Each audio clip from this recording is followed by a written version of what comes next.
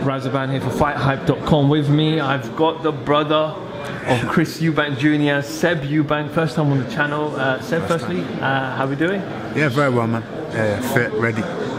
We're here in Manchester for your brother's fight. Yeah. And we'll come to your brother's fight because there's actually an announcement, because it's your professional debut. It is. So you're Chris Eubank Sr.'s second son. Yes. Second eldest. Second eldest, who's going to be making his debut on the Undercard. Yeah.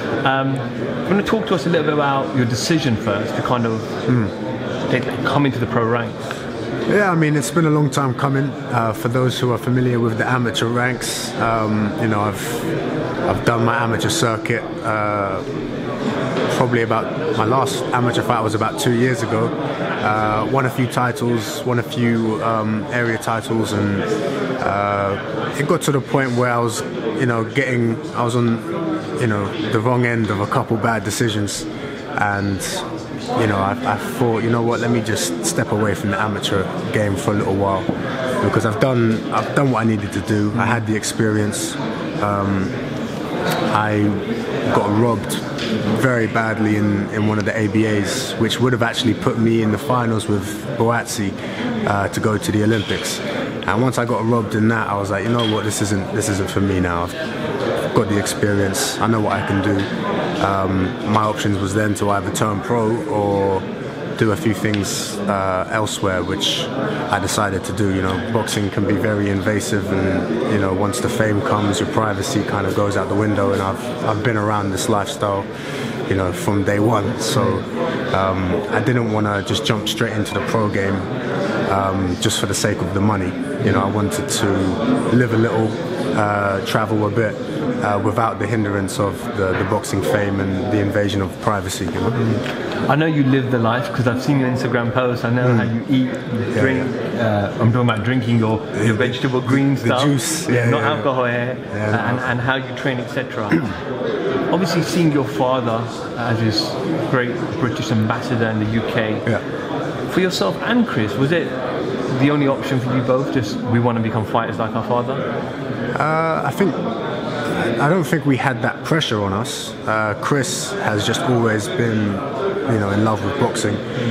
For myself, I didn't turn over just because, it's part of the Eubank legacy. It's just something that I was gifted with, either through DNA or having an older brother who liked to fight with me all the time. You know, we were always fighting. So, you know, something in me was just saying, you know what, like, you've got this gift. You know, it'd be a shame to waste it. But at the same time, I didn't want to just let boxing dictate my life.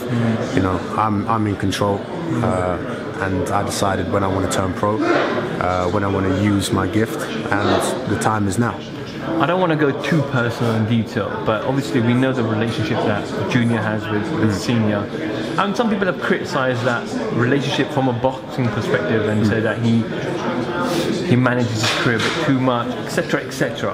Are we going to kind of see that same relationship with Senior and yourself, or are you going to be a little bit more independent? Not saying Junior isn't.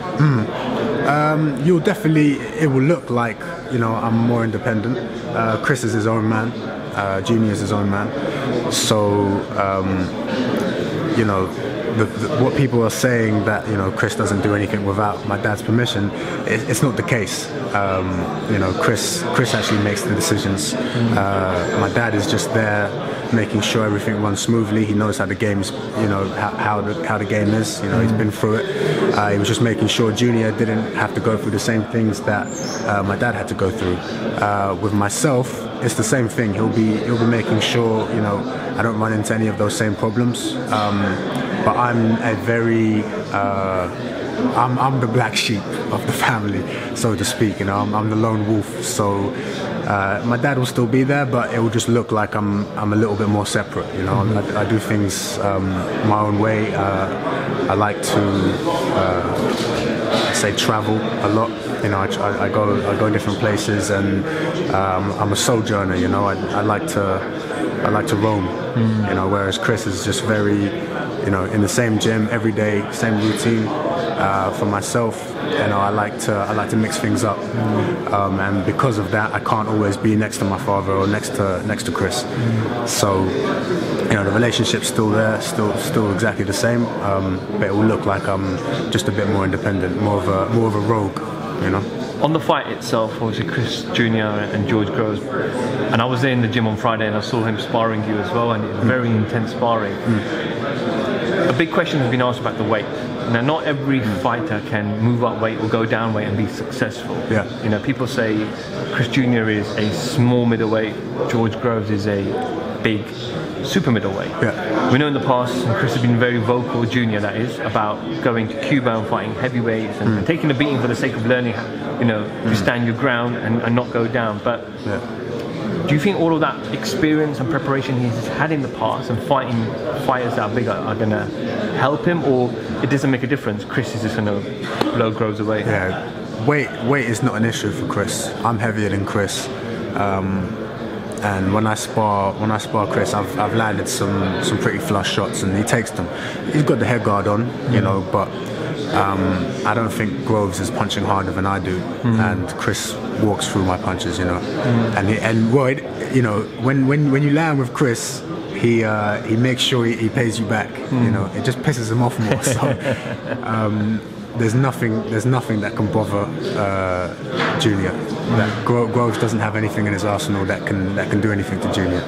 So yeah, the weight, it's not an issue. He's sparring guys like myself, guys who are heavier than me, and he deals with them. He deals with their punches and his speed and his combinations.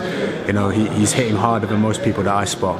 It's just that they come in flurries, they come in flashes. So whether he has a one-punch knockout or not, it's irrelevant. You can't withstand the power that Junior unloads for, whether it's a one-punch knockout or it takes him a couple of rounds. Eventually he breaks you down, and Groves won't be able to deal with it. Coming to yourself now, some professionals and some people, when they come into the sport of boxing, their ambition is just to become a boxer. Some is, I want to become a British champion. Some is, I want to be a world champion one day. What are your kind of ambitions in the sport? My ambition is just to be the best boxer that I can be. I feel like if I fulfill my potential and use my God-given gifts, the sky's the limit. Light heavyweight division's really looking good right now. There's a lot of people that people already mentioning me with some of the UK light heavies. That will come in time. I'm not looking to fast track, but at the same time, I'm not looking to prolong my career too long with journeymen, so to speak. Within good time, I'll be up there with some of the bigger names. And I think this year, 2018, is where the light heavyweight division really shakes up, and people are going to start seeing some newcomers like myself, and some guys who have been in the game but might not necessarily have had the exposure that they deserved, and I think that's all going to come to light this year. You mentioned that there's some prospects in the UK, and I think if I can mention those names there, you look at Boaxi's one, Anthony Yard, Frank Buglioni, who's been around a long time, but if you look at those young fighters who are probably 6-7-0, I know Anthony Yard's about 12-13-0, but those potentially could be some super fights. Now, obviously, what we have in the sport is we have sometimes when you turn professional, people like to steadily climb the ladder, etc. We saw more recently Lawrence Okoli and Isaac Chamberlain didn't have to fight so soon, but they did and got in the ring. Is that kind of what you want to do and achieve as always? You want the experience, but you don't want to wait around when you're 20-0 and 25-0 before you start stepping it up. Yeah, I mean, these super fights, you have to make sure that they're done correctly in the right time. With some of the harder fights, the bigger fights, you want to make sure you're getting paid, the most that you can get, and that's not necessarily going to come if you take it too early before you've built up your hype and built up your platform. So everything I'm sure will just grow organically, and when it's ready for those type of super fights, they'll come. I'm not going to start calling people out. If people want to call me out, they can do, but that would only be because people are attaching myself to my brother. But my first fight is this weekend. You know, I've got to have 10 to 15 fights before I can start calling out anyone of recognition, before I can start having super fights. But when it comes, it's going to come, and people are going to, there's going to be some very exciting fights to look forward to in the future, for sure. Absolutely. Seb, thank you for a few moments of your time, my man. Do you want to plug your Twitter, Instagram, Snapchat, Facebook? We can do that. LinkedIn, not your phone number, but just your social media outlets. Where can we find you? For Twitter and Instagram, I'm at Seb Eubank, and I'm also starting a YouTube channel, which is Alkalion, ALKALION. So for anybody who's been following me before, seen the lifestyle, the nutrition, the training, if you're into that and you want to know more, then I'm going to be shedding some light on all of that through these platforms, Instagram and YouTube mainly. So yeah, if you're into that and you want to check it out, I'm here to help, I'm here to motivate, I'm here to inspire. Seb Eubank for FightHype.com. Thank you very much.